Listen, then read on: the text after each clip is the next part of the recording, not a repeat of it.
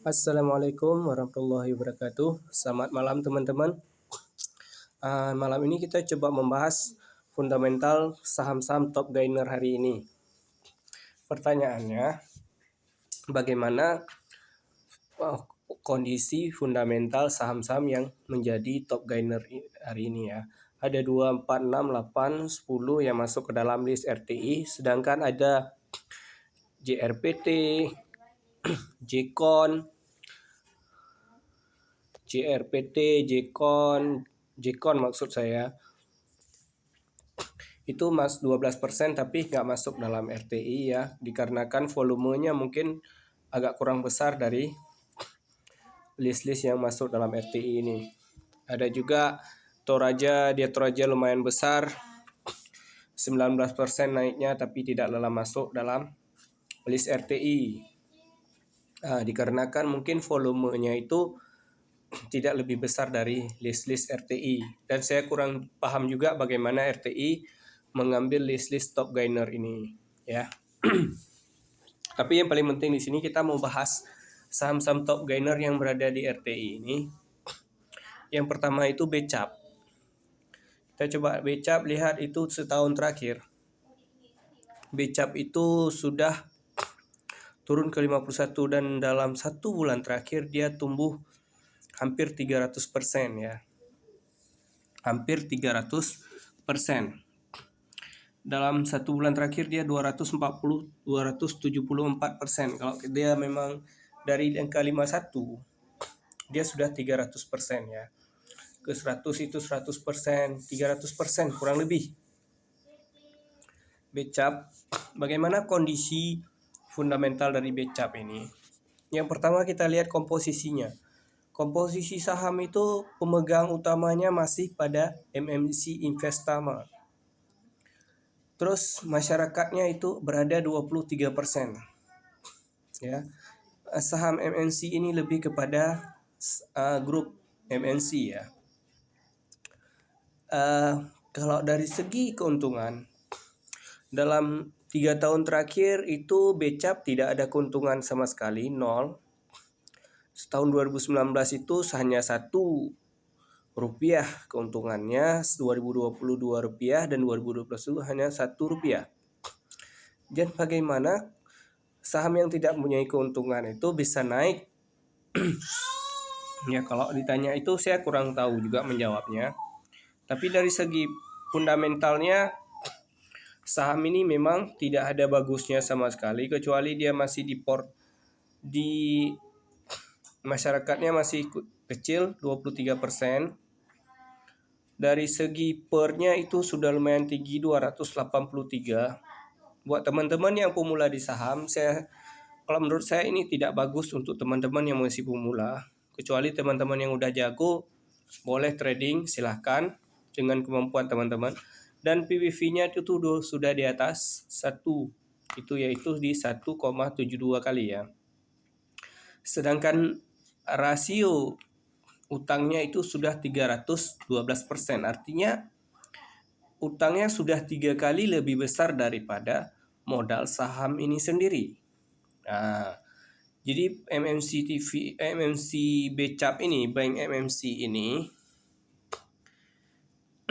dia itu mempunyai equity 5 triliun, sedangkan utang dia 15,88 triliun.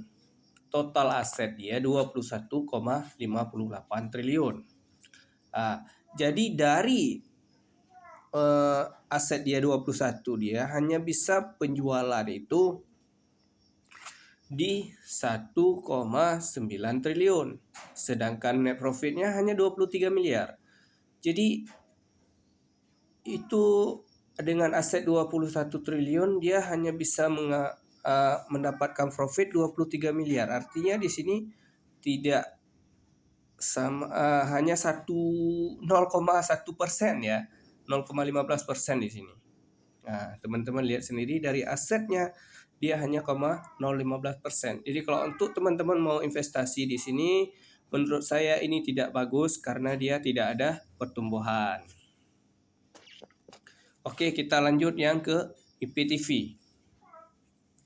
EVTV dalam 1 tahun terakhir dia sudah berada di angka 70 low-nya kemarin, dan dia pernah ke 570. Bang, bagaimana kondisi EVTV sekarang? Secara teknikal dia memang baru reversal atau baru naik dia ya. Secara teknikal boleh kita masuk, tapi dengan catatan ya masuk dengan baik-baik, masuk yang bagus, waktu yang tepat. Kita lihat profilnya. Dari segi profil, jadi pemegang terbesarnya itu berada pada Global Mediacom. Global Mediacom ini BMTR. BMTR itu adalah sama grup MNC tadi ya. Sedangkan komposisi masyarakat itu sudah di 39%. Oke, kita lihat fundamentalnya. Dari segi fundamental ini lebih bagus daripada BCAP tadi.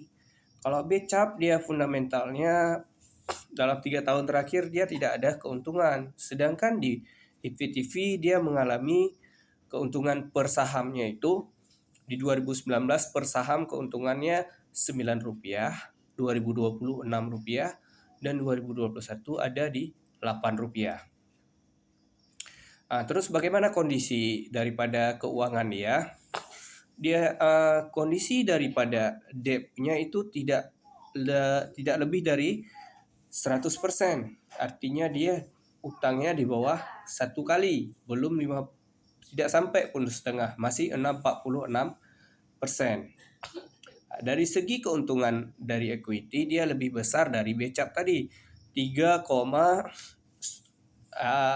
kurang lebih 3% lah kita bilang. Jadi dari aset dia 11 triliun, dia mencapai keuntungan 256 miliar. Ini berada dalam posisi 3%. Sedangkan equity dengan liability-nya hanya masih setengah, belum sampai setengah, 46%. Itu bisa lihat liability itu adalah utang, equity itu adalah modal. Sedangkan cash-nya juga lumayan banyak ini, 1,13 triliun ya. Jadi dari segi per-nya itu masih 22 kali, dan segi PBV dia masih 0,96, artinya masih hampir ke 1 kali ya. Artinya harga saham EVTV sekarang hampir 1 kali dengan harga sebenarnya dia, harga daripada equity saham ini gitu. Kalau dari segi fundamental menurut saya ini masih bagus, tapi ditengok lagi bagaimana keseluruhan daripada grup MNC ini ya teman-teman, karena grup MNC ini saling berhubungan satu sama lain, jadi jangan dilihat secara satu segi saja. Lebih baik teman-teman analisa ke semua saham-saham yang berada dalam grup MNC ini ya teman-teman.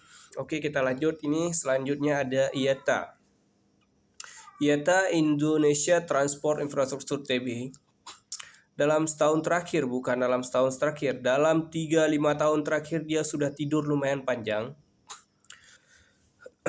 Udah 5 tahun terakhir dia tidur sangat panjang di sini. Jadi teman-teman yang masuk di sini hati-hati, dia sudah tidur sangat panjang dan masyarakat dia sudah 75%. Artinya dia sudah tidak termasuk dalam kategori saham yang bagus. Karena kenapa? Dengan kata lain, pengendali sudah melepaskan lebih daripada 50% sahamnya kepada publik. Artinya dengan begitu berarti pengendali tidak betul-betul lagi dalam menjalankan perusahaan ini dengan baik. Contoh mudah, jika memang suatu perusahaan itu bagus, pasti dia tidak akan melepaskan dengan begitu mudahnya. Dia akan jaga kepemilikan sahamnya dengan sangat baik. Itu menurut saya ya teman-teman. Oke, kita lihat ke dalam EPS-nya. Dia EPS itu earning per share, artinya keuntungan per lembar saham. Jadi dalam keuntungan per lembar saham ini udah 4 tahun terakhir dia tidak mengalami keuntungan sama sekali ya teman-teman ya. Jadi harus hati-hati kalau teman-teman mau trading di saham ini. Dengan angka PBV dia sudah di atas 5 kali teman-teman. Dan per dia minus 10 kali. minus itu sudah minus dan utang sudah di atas 300% lebih. Artinya utang dia udah 3 kali lebih besar daripada modal, ya. Net profitnya dia mengalami kerugian 4 miliar dolar. Cash flow-nya pun minus 1 miliar dolar lebih. Jadi teman-teman kalau mau masuk ke saham ini ya lebih hati-hatilah, ya. Saya hanya mengingatkan saja karena resiko semuanya itu adalah kepada teman-teman sendiri. Oke, kita lanjut analisa saham selanjutnya itu ada Kepik. Kepik itu sama, saya tidak akan bahas panjang lebar lagi. Kita lihat komposisinya masyarakat sudah di atas 50%. Ini sama-sama saham yang berada dalam grup MNC. Hari ini rata-rata MNC Group menjadi top gainer, ya. Dari segi BVV dia memang sangat murah masih 0,3, tapi pernya sudah lumayan tinggi. Artinya harga sahamnya masih murah tapi keuntungan sahamnya masih kecil. Jadi kalau pernya tinggi, BVV-nya rendah, itu artinya begitu. Keuntungannya kecil, harga sahamnya masih rendah. Itu ibarat seorang yang harganya, artinya begini, ibarat sebuah benda yang harganya murah tapi belum tentu dia bisa berguna lebih pada dari nilainya tersebut. Dengan kata lain begini, saya contohkan, ini adalah sebuah mobil. Mobil adalah mobilnya harganya sebenarnya itu di 100 juta, tapi dihargai di 36 juta sekarang. Kenapa begitu? Karena mobilnya sudah sering mogok-mogok, sering harus buat ini itu. Padahal mobil harga sebenarnya itu di harga 100 juta. Cuman karena dia tidak menghasilkan, lebih banyak mengeluarkan, keuntungannya sedikit, ya. Jadi mobilnya dihargai dengan nilai yang rendah. Begitulah contohnya teman-teman, ya. Oke, saya tidak memperpanjang di saham MMC ini karena kebanyakan saya lihat di MMC ini hari ini semua top gainer, BABP juga.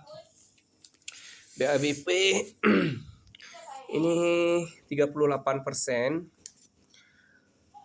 dari publiknya, sedangkan dari harga sahamnya juga pernya sudah sangat tinggi. Rasio daripada DER-nya juga sangat tinggi. Jadi dari sebagian besar saya analisa saham MMC ini hanya sebagian kecil yang bagus. Dari BIT kita lihat lagi. Dari BIT itu dia juga dari BIT ini lumayan bagus, namun kita lihat dari porsi masyarakatnya sudah lebih besar. Jadi seperti saya bilang tadi, walaupun hari ini MMC Group ini rata-rata dia top gainer, tapi keseluruhan daripada saham-saham ini banyak yang kurang bagus, ya teman-teman. Terus ada saham Bapa di sini yang naiknya 5% hari ini. Bagaimana kondisinya? Kondisinya juga dia mengalami kerugian, ya, di 2 tahun terakhir. Tapi jangan salah, harganya dia masih 0,51, cuma pernya itulah karena dia mengalami kerugian di 2 tahun, pernya jadi minus 17 kali. Keunggulan dia DER-nya kecil, 6,5%. Kita lihat di segi masyarakat dia juga masih kecil, 27%. Jadi kekurangan dia itu hanya dia lagi dalam masa kerugian di sini. Saham-saham begini mungkin apakah ada potensi untuk kembali lagi, itu kita belum tahu, tergantung daripada manajemennya sendiri. Kita lihat beberapa tahun terakhir, 3 tahun terakhir dia sempat tidur dalam 2 tahun dia bangun. Jangan salah, saham-saham yang begini hati-hati ya teman-teman, karena dia bisa jadi tidur lagi atau bisa jadi dia naik lagi. Cuman saham properti sekarang lagi tidak mengalami kenaikan yang signifikan, istilahnya masih di bawah ya.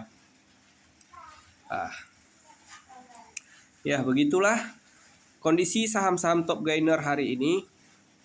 Itu lebih saya lihat fundamentalnya masih di bawah rata-rata semua, tidak ada yang bisa kita bilang bagus ya. Ini kita analisa dari segi fundamental.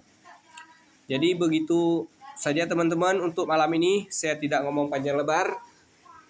Jika teman-teman merasa video ini bermanfaat, jangan lupa di-share dan di-like.